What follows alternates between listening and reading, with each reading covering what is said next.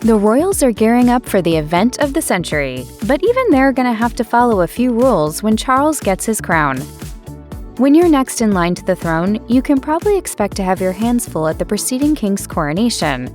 And sure enough, Prince William is expected to play a very active role in the planning of King Charles III's ceremony. It's said that the Prince of Wales will be required to join the King's Coronation Committee. His primary role will be that of advisor, and it's his responsibility to ensure that the event projects the correct image to the rest of the world. This coronation ceremony is supposed to serve as a means of showcasing Britain on a global scale, and the Prince of Wales will need to ensure that nothing happens that might reflect badly on the country. Of course, he might have his work cut out for him there. My judgment was probably coloured by my tendency to be too honourable. But those aren't the only rules Prince William will have to follow. Historian and author Dr. Tessa Dunlop told the Mirror that, per royal protocol, William will be required to honor his father during the ceremony while the rest of the world watches. The Prince of Wales will kneel before the new king and pledge his allegiance during the coronation. Then he will touch King Charles's crown and kiss him on his right cheek.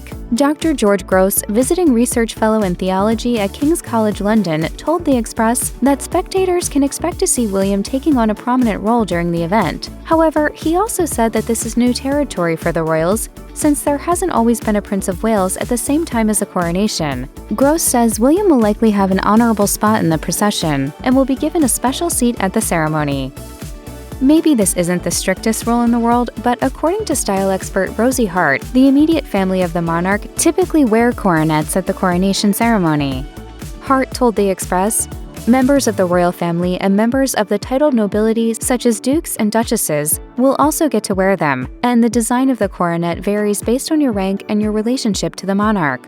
So what makes a coronet different from a crown? Well, for one thing, they're smaller. And you can't look down to read the speech, you have to take the speech up. Because if you did, your neck would break, or it'd fall off.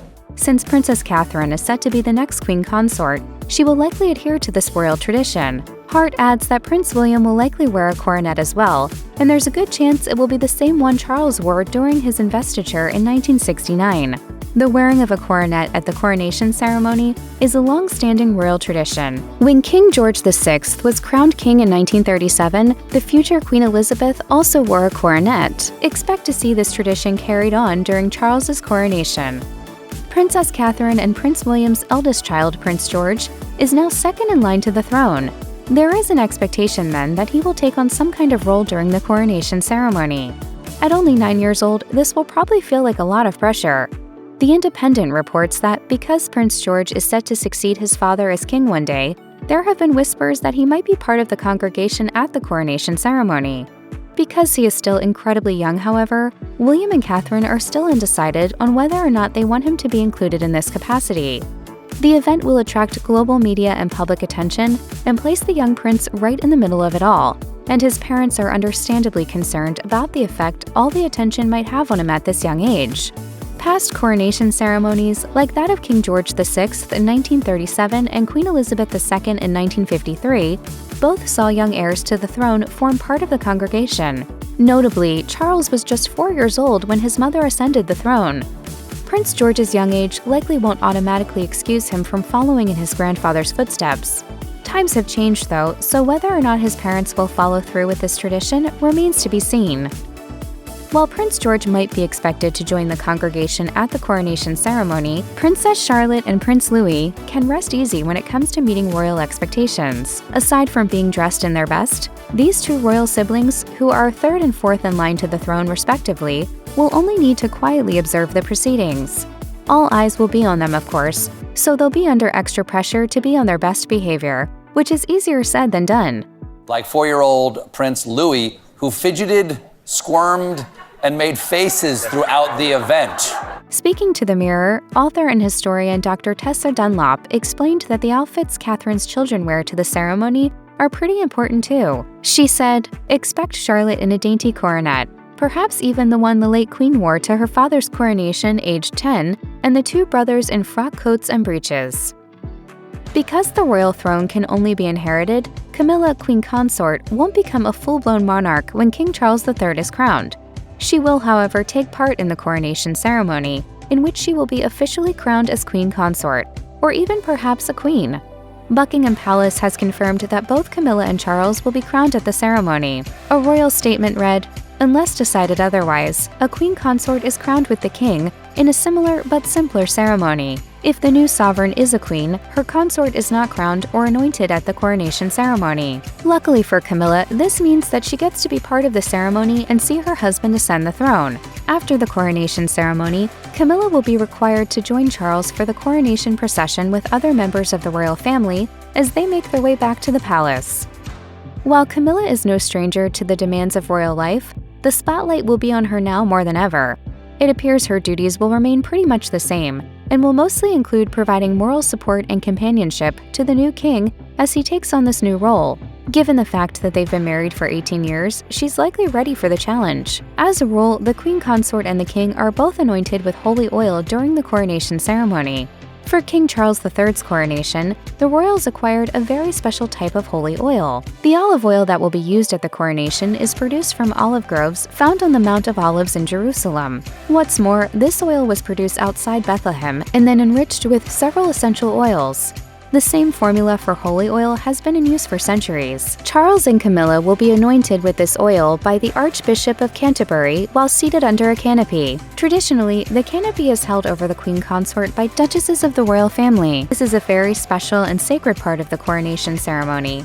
So much so that at Queen Elizabeth's coronation, TV cameras were forbidden from filming it.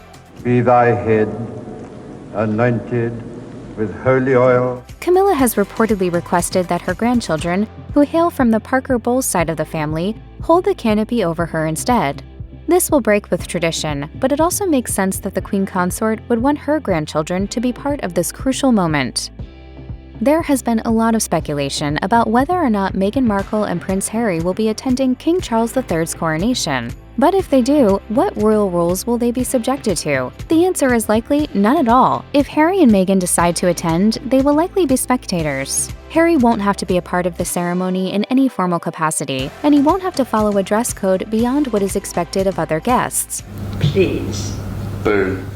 Speaking to The Mirror, historian and author Dr. Tessa Dunlop explained that Harry won't be expected to wear a coronet or a robe, and he likely won't have to go down on one knee to honor the new king. Dunlop adds that Meghan also won't be subjected to a specific dress code or accessories. She said, "Any coronation finery will be entirely her own." The Express reports that style expert Rosie Hart says it will be acceptable for Harry and Meghan to wear coronets to the ceremony because they are the king's immediate family. She says, Harry, Meghan, and Kate, as the son and daughters-in-law of the monarch, will get to wear a coronet. Again, since they are no longer working royals, Meghan and Harry are likely free to decide whether or not they want to opt for this traditional royal accessory. Whenever the royal family celebrates a big event, they usually make an appearance on the famous Buckingham Palace balcony. Since King Charles III's coronation will be the event of the year, there will definitely be a balcony appearance. And it will be particularly important since it will mark Charles's first official public appearance as the new monarch. Following the coronation procession, royal family members are typically expected to join the new king and queen consort on the balcony for a moment of celebration. It's not yet clear if only working royals will be expected to attend, as was the case at Queen Elizabeth II's Platinum Jubilee in 2022. This might very well be the case once again, but Charles might also make an exception. Prince William and Princess Catherine, along with their children, will definitely be there. And historian and author Dr. Tessa Dunlop speculates that we can expect to see Prince Edward, Sophie, Duchess of Edinburgh, and Princess Anne join the new king. It is unlikely that Harry and Meghan will be expected to make an appearance, however. As for the other members of the royal family, well, we'll just have to wait and see.